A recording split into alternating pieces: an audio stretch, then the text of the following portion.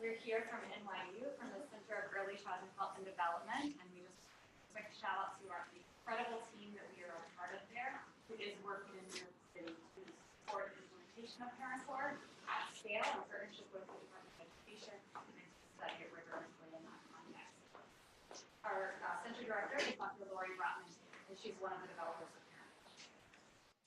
Start my timer, keep myself on track. ParentCorps is a family-centered, school-based program for all children as they enter pre-K. It has some really important similarities with the two programs that you've heard about already and some really important differences. It's a group-based intervention that happens at school. In the context of pre-K programs, families are coming together in groups. We partner with district and school-based leaders to deliver ParentCorps as an enhancement to pre-K in historically disinvested neighborhoods. And we aspire to center racial equity and the voices of people of color throughout all aspects of our work. ParentCorps is designed to support parents and teachers to create safe, nurturing, and predictable environments for young children at home and at school. There are three components: professional learning for pre-K teachers, leaders, and pre-K or school-based mental health professionals. The parenting program is a 14-week group-based intervention, as I said, focused on those same positive parenting practices that you've been hearing about this morning. And there is a component for children. We call it Friend School, and it's a social emotional learning program that shares some similarities with PATH that we heard about earlier. Together, these components support the development of self-regulation, which we define to include social, emotional, behavioral regulation skills, and we also think about executive functioning, attention, working memory, behavioral inhibition. Professional learning and the parenting program, both staff will shift in knowledge, beliefs, and skills among these important adults in children's lives to use that same set of evidence-based practices that we know help children do well and learning self-regulation skills, growing up happy and healthy, and succeeding in school. We're going to show a video here. It's a minute and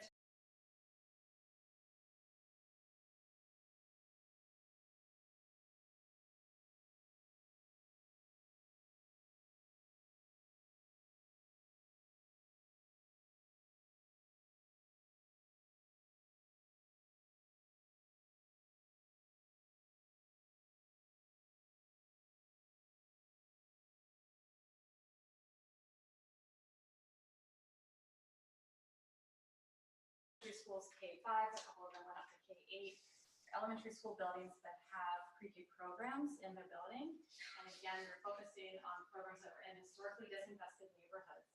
The samples were primarily Black and Latino, with a large proportion of immigrant families.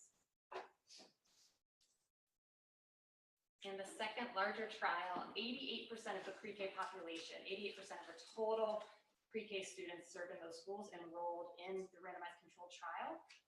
We're really proud of that. A ton of effort went into that work on the ground, but it was really about being present and having relationships with teachers, security guards, being part of the fabric of the school to make that happen. And then about 60% of the pre-K population engaged in the parenting program component of the intervention. About 60% came. That increased a little bit over the number of years that we were in those same schools. And just to give you a tiny taste of dose, and happy to answer more questions about that. Oh, let's see. I just need to advance the slide. Perfect. Okay. So the takeaway is that the program really worked as it was designed to do. It really works to increase positive parenting practices and parent involvement in children's learning, both at home and at school. It strengthened positive classroom environments and strong family engagement efforts by teachers. It improved children's school readiness, both in terms of self-regulation and pre-academic skills. And really importantly, just referencing what you were talking about earlier in terms of theta, which is seen across so many programs. In this intervention, we see the sustained effects from pre-K through second grade across these domains in terms of academic achievement, and also mental health and physical health. And one of the big reasons that we think that's true is that the intervention was happening in these same school buildings that parents were entering, having this experience in pre-K and staying right there where they could build on those relationships and the changes that happened for them in that space. These were efficacy trials. I'm showing you here the intent to treat main effects, differences between kids and families and classrooms in ParentCorps schools and schools that were randomized to pre-K school business as usual. There is, of course, some nuance, which I'm happy to answer questions about in terms of moderation. The patterns are consistent with what we were hearing about earlier from Beth and Karen in terms of the effects being great greatest in some cases for families who were initially at highest risk, which is the pattern that you see in a lot of universal prevention programs. And so that's a good thing. It means that it's working for the families who potentially need it most. But we see broad engagement across that spectrum of baseline risk, both in terms of kid factors and family factors. I want to emphasize that the work was done in authentic education settings. It was done in the real world. One important caveat to that is that the intervention was facilitated in partnership between our NYU-based team and teachers and school-based mental health professionals, guidance counselors, and social workers. We're happy to talk more about the shifts that we've made to really support independent implementation with training and coaching from our team at NYU. We're in the process right now of doing 2 hybrid effectiveness implementation randomized control trials embedded in the New York City Department of Education. We'll test that next question about what it looks like at scale. Just a real quick whirlwind through our theory of change, which I think does share some similarities with the models that you've seen already this morning. The 3 intervention components are shown in orange and are designed to strengthen these proximal targets that you see in blue there: effective family engagement and strong parent-teacher partnerships, safe, nurturing, and predictable environments at school and at home, and kids' social emotional skills, all in the service of the big purple box, supporting self-regulation in early childhood, and then leading to those broad impacts as kids grow up. I think our focus here today, Karen, really brought us together to think about that orange arrow. What's the magic? How do we get there in terms of supporting adult behavior change? And it's really, we tend to think about adult behavior change in terms of for the sake of children and the service of children doing well, right? The truth is, we don't really know what the magic in the orange arrow is, but we're going to show you and share with you some of our best thinking about that. We have piles of data on all of the constructs in that figure. We know a lot about what's working and for whom it's working, but the truth is that we don't know much about what's in the hearts and minds of parents and teachers that underlies that or that got us there. I'm going to give a little bit of a preview of what we think that magic is about, and then pass to Dina and then Kai. So building authentic relationships is one of the ways that we live our values in this program and that we think really matters. We really like this definition of family engagement from the U.S. Department of Health and Human Services, focused on early childhood education settings as a process used to build genuine relationships with families to support overall family well-being and children's healthy development. We love the idea that it's about relationships and providing support, and that the family is there. It's not just for the sake of kids. It's not just to use parents and teachers as tools to get to kids, but really for the sake of families' well-being as well. Us having authentic relationships or building them means listening, respecting, earning trust, engaging with parents as essential partners. And so it's really an incredible opportunity, if you think about the kind of programs that we're talking about today, to embed them in pre-K, Head Start, kindergarten transition, to do that. That's an incredible family engagement model, to invite families to have this opportunity if they want it, to build relationship and provide support. And yet we're mindful that interactions at schools can be really unwelcoming and challenging for parents of color and immigrant parents in particular. We think this is true in part because fewer than 20% of teachers in the U.S. are people of color. And that means that most teachers are unfamiliar with the values and norms of their students and families who at this point in our country are majority children of color in our schools.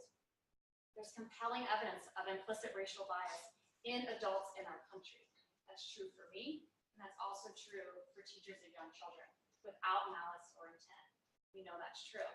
And I want to pause for just a minute to make this personal and share with you what this means to me.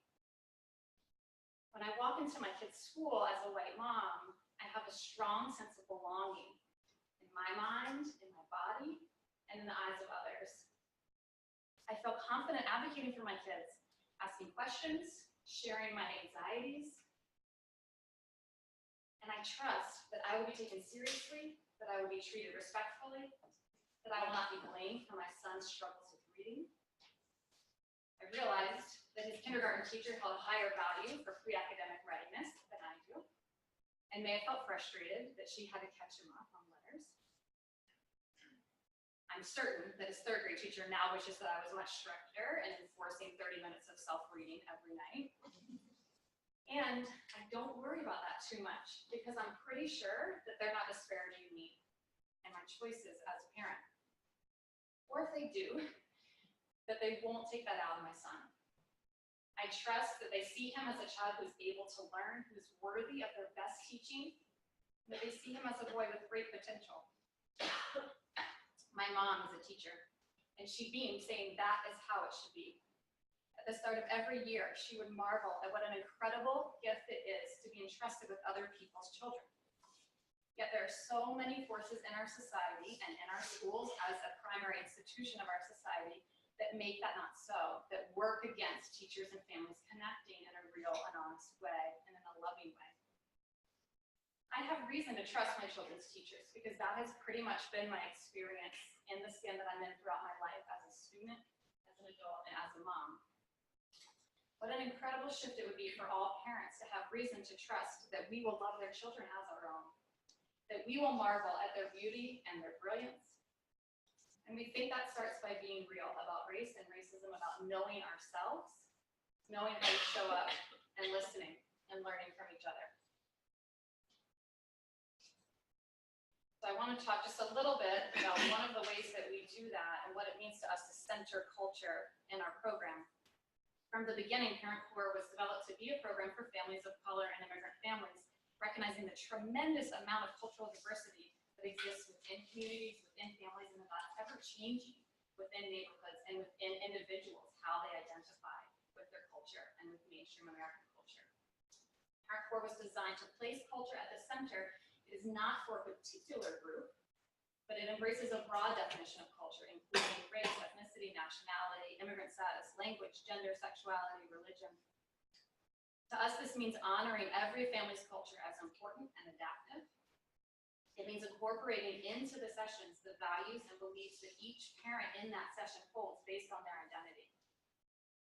In the initial sessions, parents reflect on influences on their parenting, on their children, and what's most important to them as parents. They share that with each other and set goals for their own children that they will work toward through the program. And in subsequent sessions, parents assess the fit and the relevance of each of these evidence-based strategies, which is essential because we recognize that these strategies that we have a ton of evidence for are also aligned with white mainstream culture and may be incongruent with traditional values of other cultures. So parents must do that choosing for their own.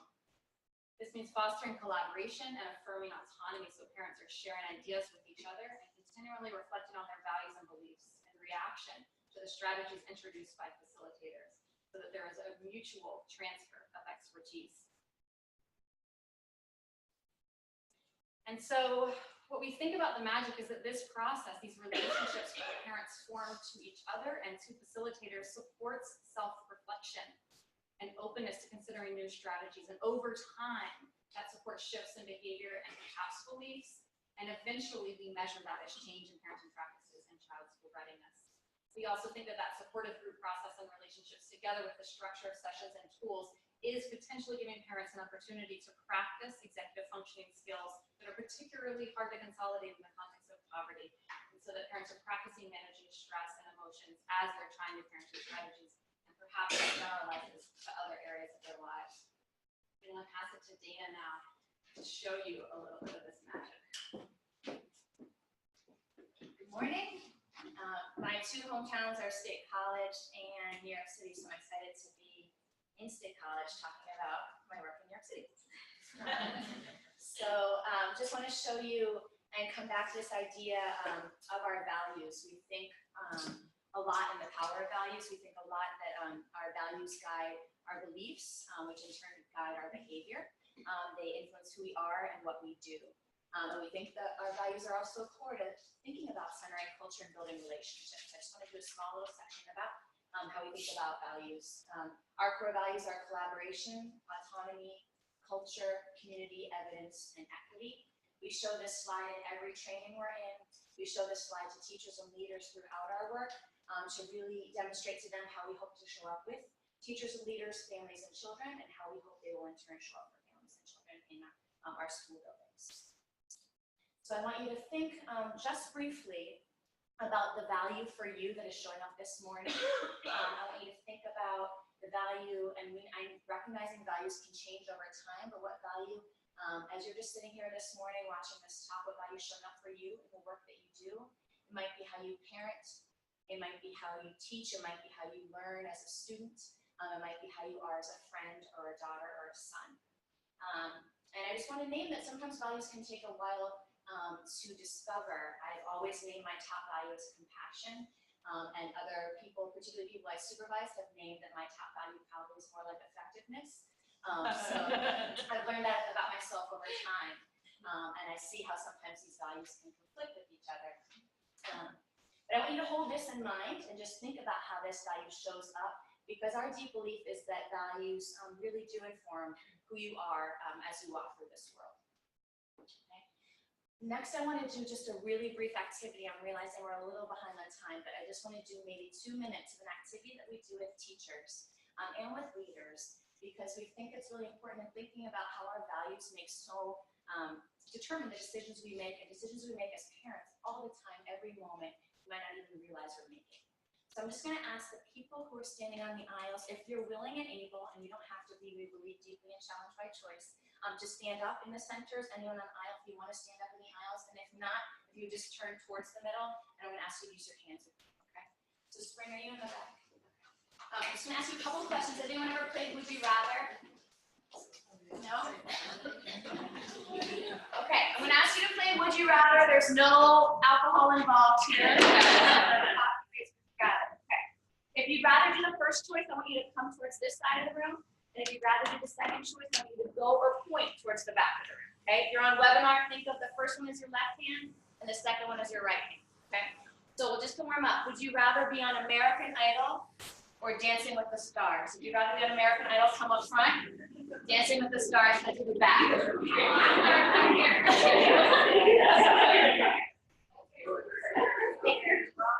Oh, and after that, you have to stand. Okay, that was our warm-up. We did 2 more, okay? Would you rather have your child, if you don't have a child, think of an important child in your life, okay? Would you rather have your child come to school on time, but with an empty stomach, they didn't get to eat breakfast? Or would you rather have them show up very well fed, but late to school? Okay, so on time, but hungry up front.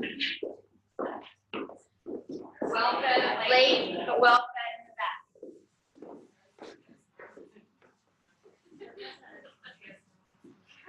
These are the only on-time hungry people up here? Okay. If anyone was up in the front, would you be willing to share why you picked this guy? It's a natural consequence of being up late. Okay, so you want your child to experience a natural consequence. If you got up late, you're going to be there on time, but you're going to be a little hungry and feel it. Is that right? Okay. Anyone else? I'm a child of a mom who worked. I'm also a mom who works. And so I had to be on time. I was a school teacher, and I understood my own son having to be late, but I also had to be on time to meet the needs of the children in my class. And that meant sometimes my son didn't have breakfast. Would you like to share? I just want my children not to miss some important information. Yeah, maybe I can bring something to it. Here's a granola bar, don't miss the lesson. Appreciate that. For the folks standing in the back of the room, I just want you to think about what value for you guided why you're standing right there right now. And any thoughts you might be having about the 3 lonely souls in the front of the room. They're standing. Okay, we're gonna do 1 more. Okay. Would you rather have your child, or an important child in your life, be hit by a peer up front? These are awful choices, I realize this. Be hit by a peer or hit a peer. So be hit by a peers up front and hit a peers in the back.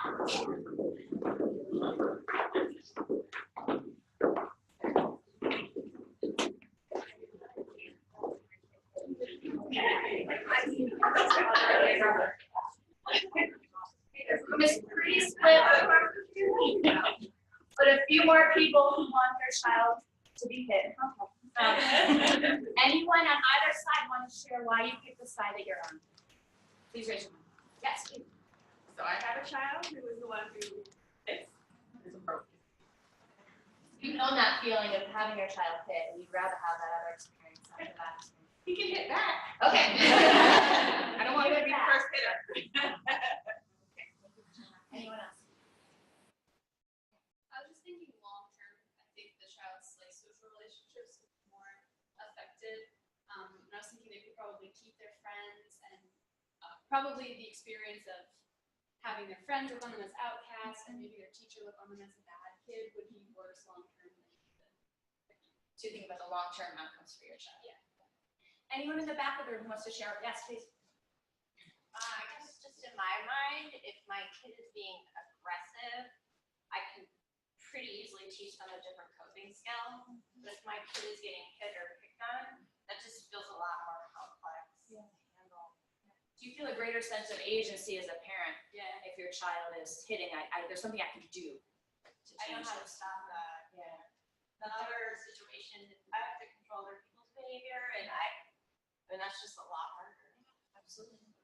Okay. We were both bullied and it turned out all right for us.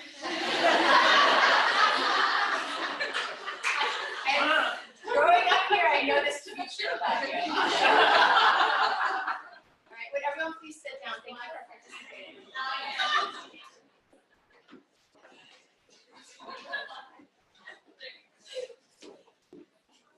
So as you're sitting down, I just want you to think about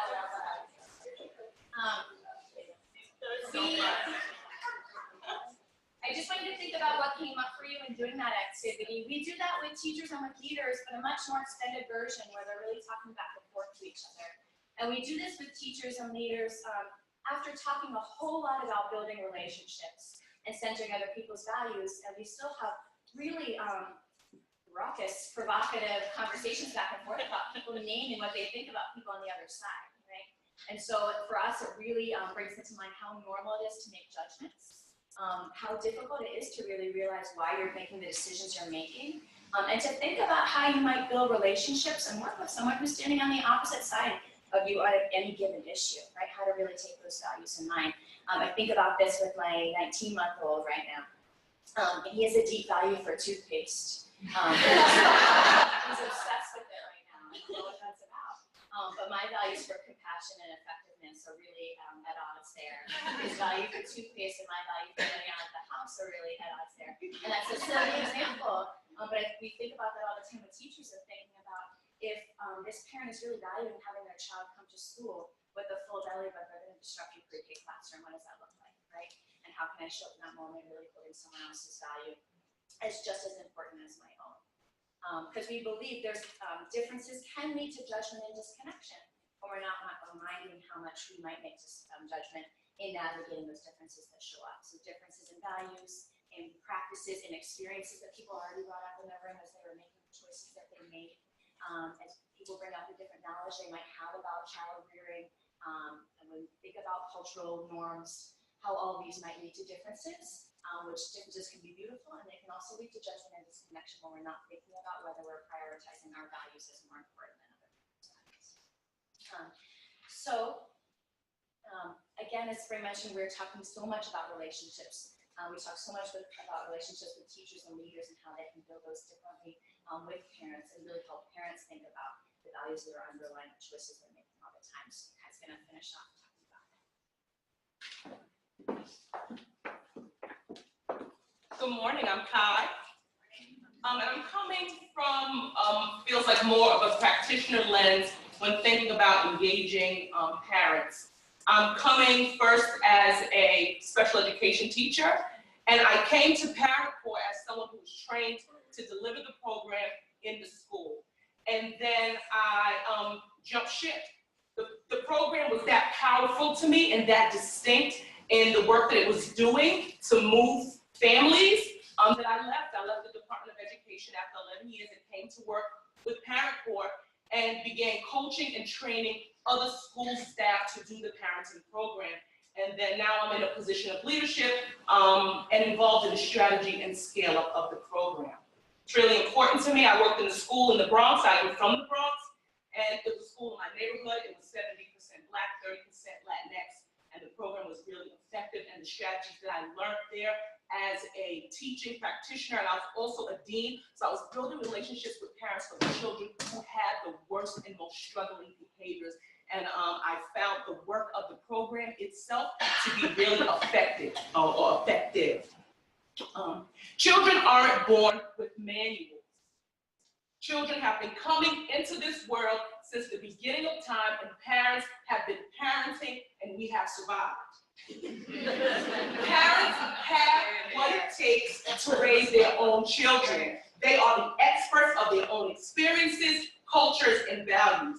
They set the rules for their household, and they have the autonomy to and are capable of making decisions for their families. At ParentCorps, that is the first and most important premise on which the relationship building for families begins. That they are the experts on their own children, and they have what it takes and already have what they need to be good parents. We influence parenting practice in our program first by creating environments in our sessions that help parents feel welcome, heard, valued, and validated. In the absence of that, even with very powerful evidence, the uptake of the information just doesn't happen. And that's the truth. We have discussion topics that ask parents to reflect on how they were raised and challenge them to think about what they want now for their own children. When I think about parenting my son, I think about it's mostly influenced or almost totally influenced by how I was parented. Those things that I remember fondly from my childhood, I am most likely to repeat, and those things that I don't like or don't resonate with me that I remember negatively, I'm most likely not to do. And sometimes the things that I don't like, I still end up doing. We have discussion topics that ask parents to reflect on how they were raised, and it allows parents to connect with each other and share common struggles and share their successes. Then we introduce evidence-based strategies, one in each session, for parents to react to, think about, and try over the next week to see if it fits with their families and report back their experience. So it's not like it's not a top-down. So it's not I am the expert and I'm going to tell you how to parent your children and I'm going to show you these evidence-based strategies and you're going to do it. It really gives parents the opportunity to reflect on what they think works and didn't work. Oftentimes you parent in sort of an automatic way. We're very busy in our lives and you just make decisions quickly. But how unique it is to sit in a space and really think about how you were parented, what you want to do for your own children versus what was done to you or how you were parented, and then now here is the evidence. And not this is just the right thing to do because the papers or the research says so, but because it might fit with you, and guess what? Sometimes it doesn't. So take it back, try it, and then come back next week and share what happened. If you haven't noticed, there is a stigma and judgment around being a good parent, around what good parenting looks like. And even if you have all the resources in the world, you can still struggle to be sure if you are doing the right thing by your children. Often questioning, are you making the right decisions, right? I never know if I'm doing the right thing, and I'm a special education teacher and I have all this background and all this knowledge, and I'm still like 4 years old. Is it too much TV time or too much screen time? At 17 years old, is midnight too late of a curfew? You never quite know. Add on additional characteristics, additional, what are they? Add on for myself, add on the struggles of being Black, the struggles of English not being your first language, add on the struggles of living in a disadvantaged neighborhood. And if you live in that neighborhood, you already know that it's disadvantaged. When you add those on, the stigma and judgment around parenting is that much greater. It just multiplies. The stigma and judgment is everywhere and is often loud, clear, and present inside school buildings.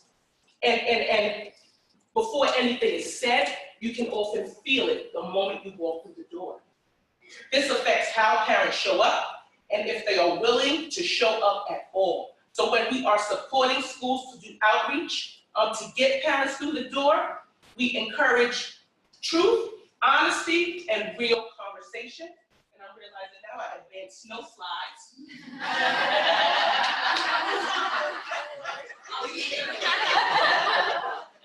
I know we're probably out of time. I'm just going to share this.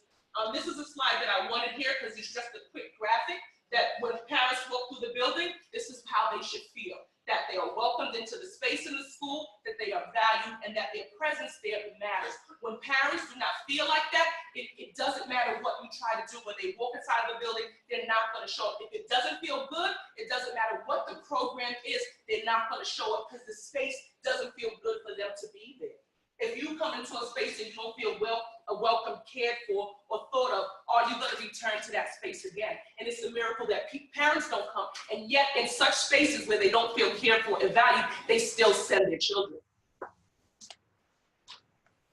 And this is the last piece I'm going to share. This is something we call real talk. Parents feel very much the stigma when you say there's a parenting program at school, and the first thing they think is, well, you're telling me that I'm not a good parent. Parenting programs are for parents who are struggling. Should I come? We believe ParentCorps is for all parents, and that every parent can use the strategies that are there. The top one says, I don't need a parenting program. I've already raised children. I hear that from grandparents all the time who are helping to raise their kids. I raised by mine, I'm grown, and now I'm helping to raise my grandchildren. Well, your knowledge and wisdom is needed for another mother who this is her first baby, and she's not sure what to do. So come on, Grandma. So this is an example of some of the real talking points. And the other thing is that we ask whoever the primary care givers in that child's life are. So that includes grandmas, that includes aunties, that includes uncles. We just say, come and hear the knowledge. Come and be heard so that you can uptake the evidence and the strategies that you hear. In closing, I'll just say, and this is the last slide, ParentCorps aims to build spaces where parents feel safe to discuss their truth in a predictable way and in a way that is nurturing.